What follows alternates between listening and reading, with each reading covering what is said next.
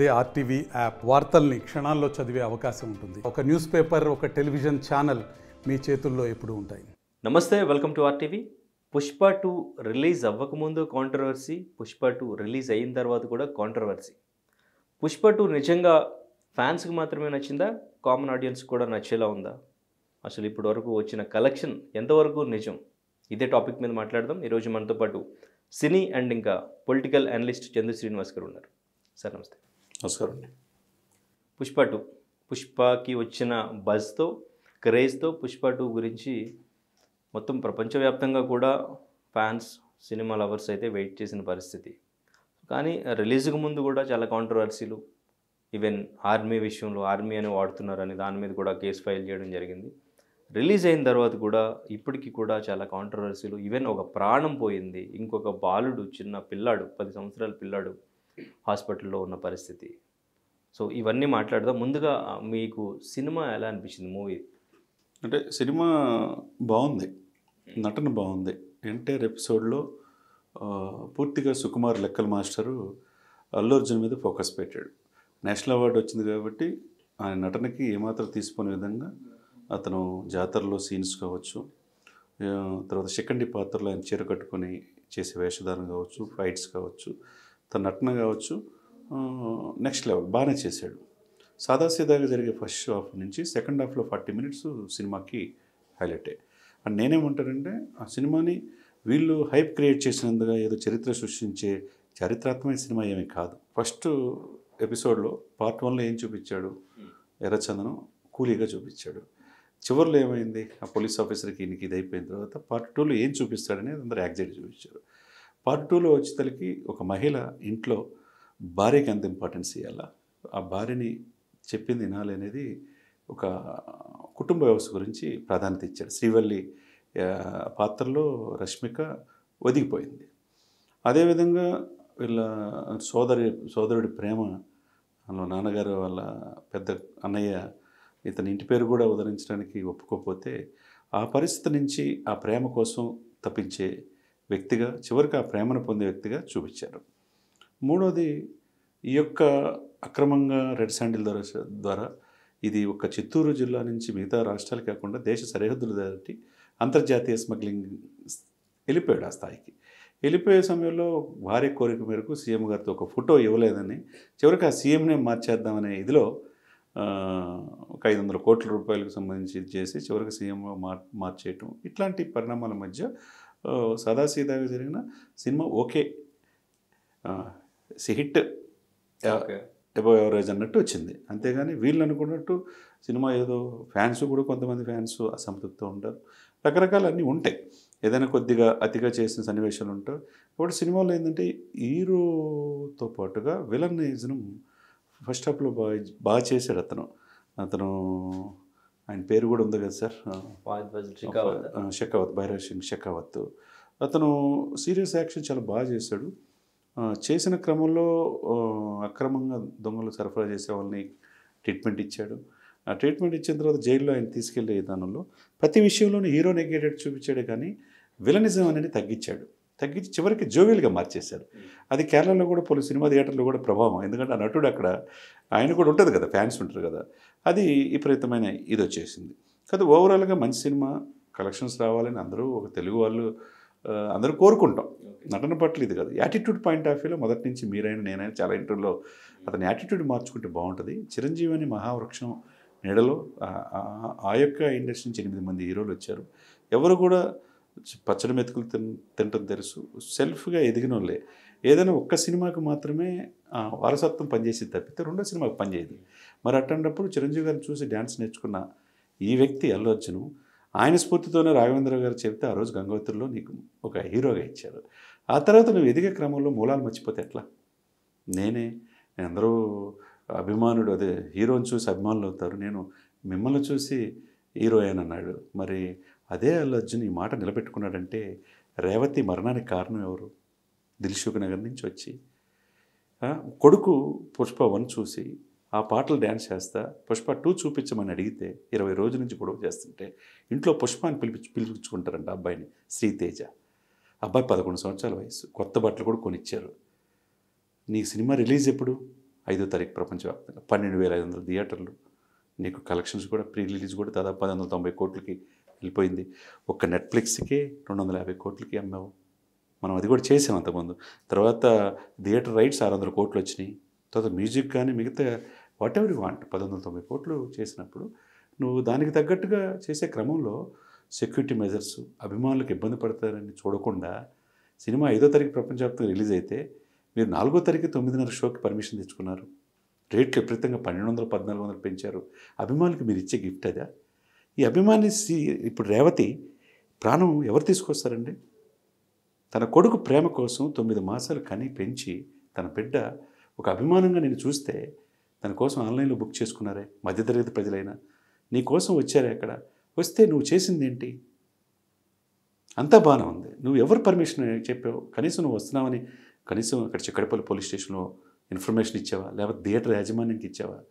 నీ దర్పం కోసం, నీ ఆహ్వాల కోసం, నీ యొక్క అభివాదాల కోసం నీ ఫ్రెండ్స్ని అంతా తీసుకొచ్చావు, నీ ఫ్యామిలీని తెచ్చావు. నీ ఫ్యామిలీని కాపాడుకోవడానికి బౌన్సర్లు పెట్టుకున్నావు.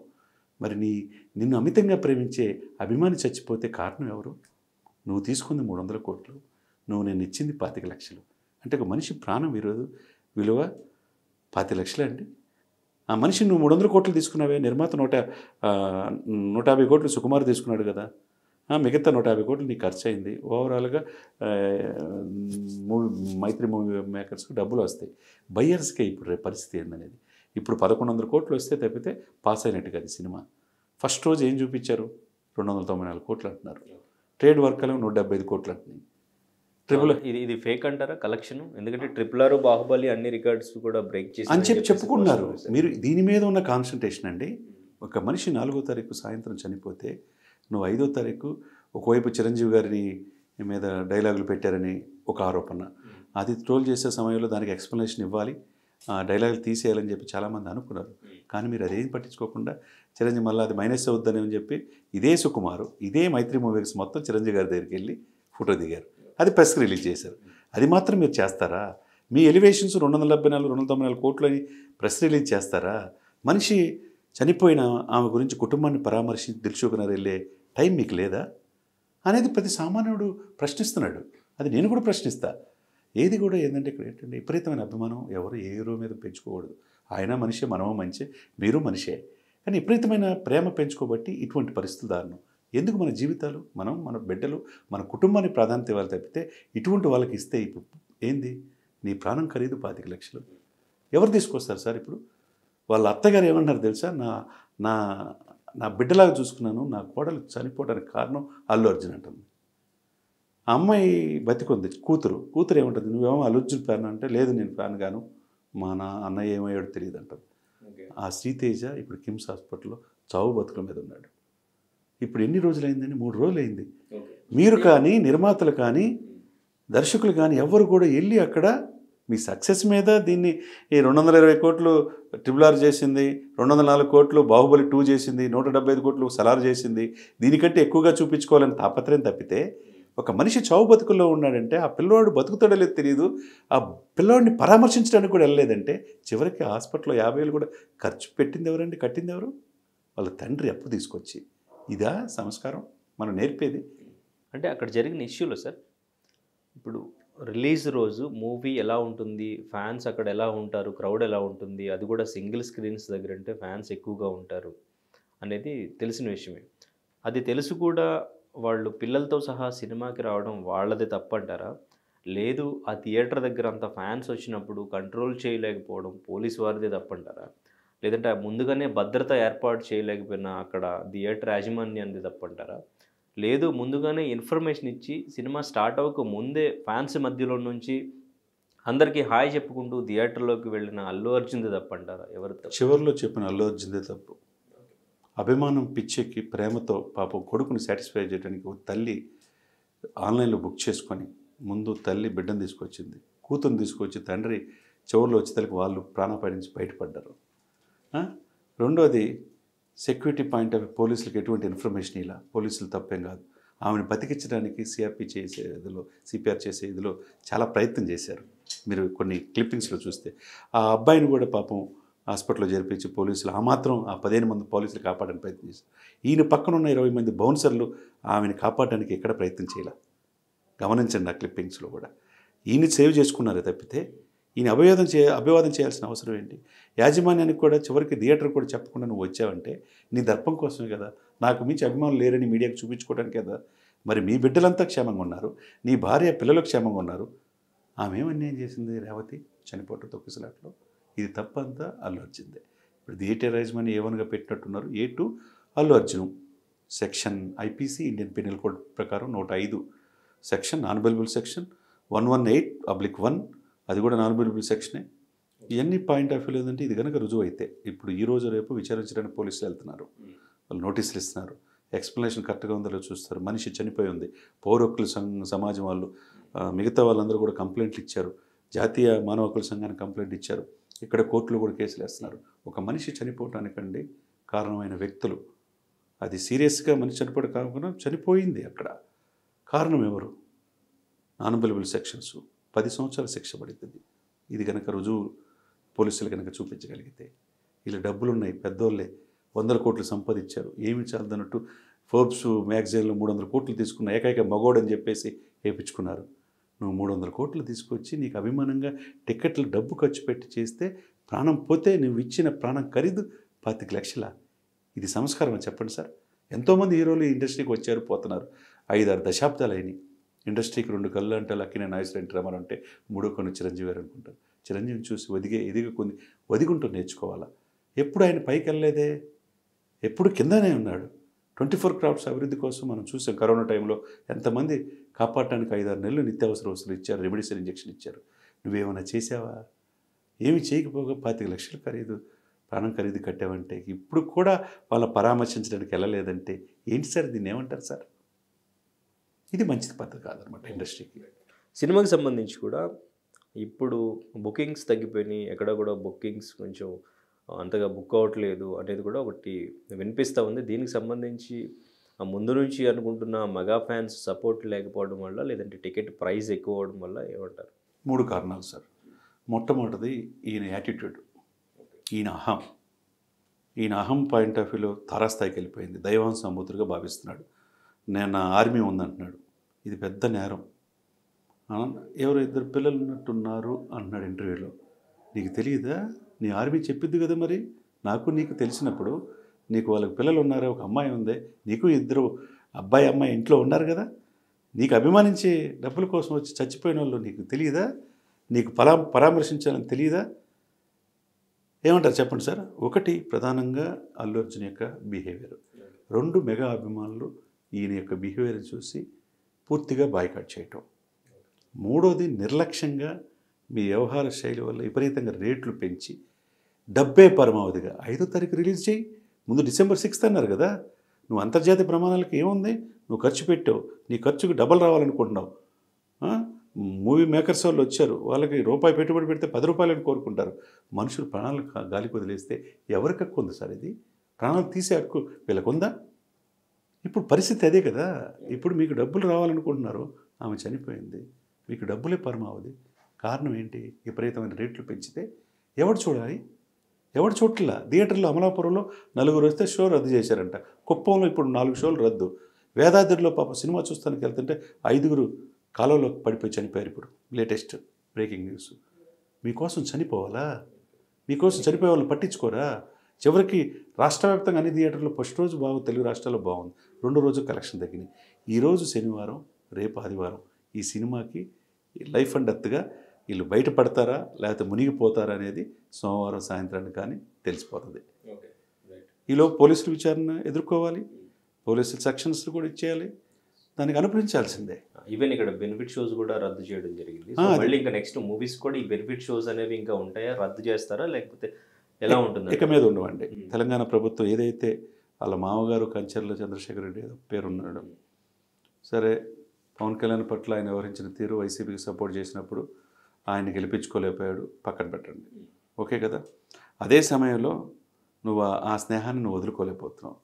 మీ మేనమామ లాంటి పవన్ కళ్యాణ్ గెలుపు కోసం నువ్వు ప్రయత్నం చేయాల, కానీ ఆయన మనసులో పెట్టుకోకుండా నీకు పర్మిషన్స్ ఎక్కడ ఏపీలో ఇప్పించాడు. ఆయనే కనుక కక్షతో ఉంటే నీకు పర్మిషన్స్ వచ్చే కాదు కదా. ఇక్కడ తెలంగాణ మీ మామగారు కాంగ్రెస్ పార్టీలో ఉన్నాడు కాబట్టి రెడ్డి గారు కాబట్టి మీకు రేవంత్ రెడ్డి గారు పూర్తి సపోర్ట్ చేశారు. Okay good. నీకు ముందు 9:30 షో వేసుకోవడానికి ఇచ్చారు, అన్నీ చేశారు, బాగుంది. అదే సమయంలో మీ ఇది మర్చిపోకూడదు కదా మీరు ఎక్కడి నుంచి వచ్చారనేది. కాబట్టి కోమటిరెడ్డి వెంకటరెడ్డి గారు ముఖ్యమంత్రి గారు ఇమ్మీడియట్గా నిర్ణయం తీసుకోవటం, ఆయన కూడా ఫాస్ట్గా ఉండదు రేవంత్ రెడ్డి గారు. ఎందుకంటే మనం చూసాం హైడ్రా వ్యవహారం కావచ్చు, మూసీ కావచ్చు, ప్రక్షాళన నో డౌట్ ఎట్ ఆల్. ప్రజలకి ఇబ్బంది కలిగితే చూడలేడు.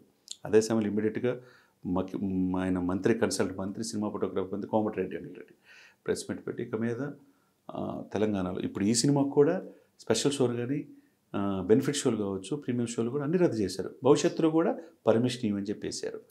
ఎందుకంటే ప్రజల ప్రాణాలు ముఖ్యం కదా సార్. మీరు సినిమాలు తీసి మీ డబ్బు కోసం ప్రజలు ప్రాణాలు పోతుంటే చూస్తా ఊరుకునే ప్రభుత్వాలు ఉండవు. ఇది తెలంగాణలో ఏదైతే నిర్ణయం తీసుకున్నారో ఆంధ్రప్రదేశ్లో కూడా అదే.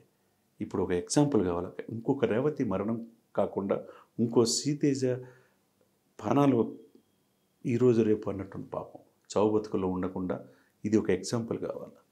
దీనికి ఆ కుటుంబాన్ని పూర్తిగా నువ్వు 25 లక్షలు కాదు, జీవితాంతం ఆ కుటుంబాన్ని చూసుకోవాలా. ₹1 కోటి ఆడకూతురు ఆ బిడ్డ ఉంది, డిపాజిట్ చేయాలా. వాళ్ళ చదువులు వాళ్ళ కుటుంబ పోషణ అంతా ఈ యొక్క నిర్మాతలే భరించాలా. ఇది పూర్తిగా అల్లు అర్జున్ నైతిక బాధ్యత. ఆ కేసులు కూడా ఎదుర్కోవాల్సిన బాధ్యత వీళ్ళ మీద ఉంది. ఈయన చేసిన నిర్వాహకం, ఈయన చేసిన అతి వల్ల మిగతా హీరోలు కూడా రేపు బెనిఫిట్ షోలు ఉండవు కదండి. అంటే ఇప్పటివరకు సాటర్డే సండే వీకెండ్ కాబట్టి ఈరోజు మనం ఇక్కడ చూసుకుంటే బుకింగ్స్ బాగున్నాయి, కొంచెం డిస్ట్రిక్ట్స్లో అయితే కొంచెం తక్కువగా ఉన్నాయి. ఓవరాల్గా డిస్ట్రిక్ట్స్లో తక్కువగా ఉన్నాయి. మండే నుంచి చూసుకుంటే బుకింగ్స్ ఎట్లా ఉండొచ్చు అంటారు? అండ్ ఇంకా వీళ్ళు ఏదైతే అనుకుంటున్నారో కలెక్షన్స్ బ్రేక్ ఈవెన్ బాహుబలి అని, సో అది అంతవరకు వీళ్ళు అనుకున్నది 2000 కోట్లు దాటిద్ది అనుకున్నారు. అదే అయ్యే అవకాశం అసలు లేదు. ఓకే, అసలు అవకాశమే లేదు. ఓకే. అంటే ఇది కూడా ఇప్పుడు వచ్చింది ఫస్ట్ డే 293 సంథింగ్. అది కూడా ట్రేడ్ వర్గాలు చాలా లోకల్లో అనుకున్నది ఒకటి అయింది ఒకటి ఉంది. ఇది 1000 కోట్లు కనుక వీళ్ళకు ఇస్తే పాస్ అవుతారు. 1500 కోట్లు కనుక వచ్చే అవకాశం ఉందో మండే తెలిసింది. 1500 కోట్లు వస్తే ఓకే కొద్దిగా లాభంతో బయటపడతారు. 2000 కోట్లు అనేది కాదు, అవకాశమే లేదు. ఈ సిచ్యువేషన్స్ ఇంకా క్రమేపీ తగ్గిందనుకోండి, ఈ రోజు రేపు కూడా లేదనుకోండి, అక్కడ పాస్ మార్క్ దగ్గరే ఆ 1100-1200 కోట్ల దగ్గర ఆగిపోద్ది. కాబట్టి ఈ అతి ఎప్పుడు కూడా ఏ హీరోకి పనికిరాదు. ఎదిగే కొన్ని వదికి ఉండాలా. దాని ఎగ్జాంపుల్ ఎక్కడో కాదు, చిరంజీవి అనే స్ఫూర్తిగా తీసుకుంటే మంచిగా ఉంటుంది అన్నమాట. Thank you sir, thank you. మరిన్ని వీడియోస్ కోసం ఛానల్ ని సబ్స్క్రైబ్ చేయండి. లేటెస్ట్ అప్డేట్స్ కోసం వాట్సాప్ ఛానల్ ని ఫాలో అవ్వండి. అండ్ లింక్ డిస్క్రిప్షన్ లో ఉంది.